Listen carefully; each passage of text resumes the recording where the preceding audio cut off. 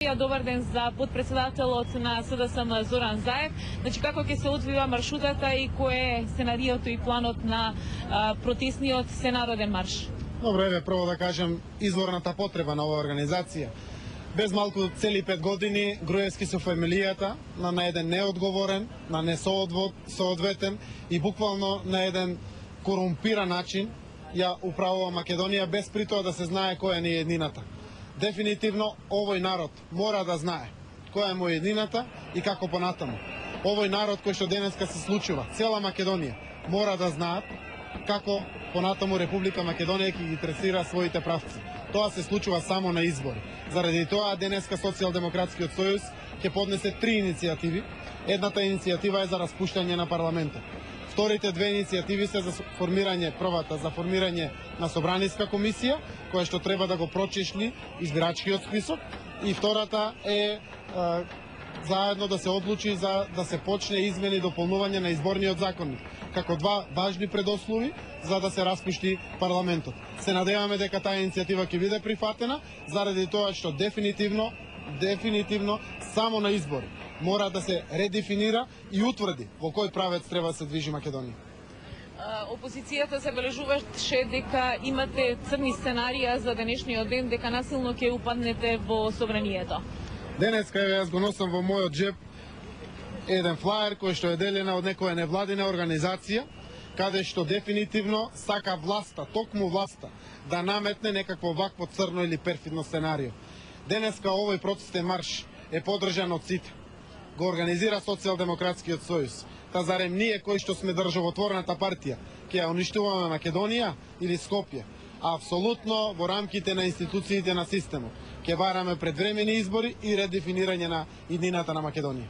Господин Заев, го знаете со односот на силите во парламентот. Кој мислите дека ќе го поддржи за распуштање на парламентот? На страната на ВМРО-ДПМН се 63 пратеника. Нашата надеж е дека освен пратениците на ВМРО-ДПМН, сите се одличен потенцијал, ако доволно ја сакат Македонија, да дадат поддршка за предвремени парламентарни избори, кои што дефинитивно преку гласот на граѓаните ќе го утврдат идниот правец на Република Македонија. И бидејќи имаше многу забуни во јавноста, овој марш не е ниту за спас на Велија Рамковски, туку е за спас на демократијата во Република Македонија. За спас генерално на Република Македонија.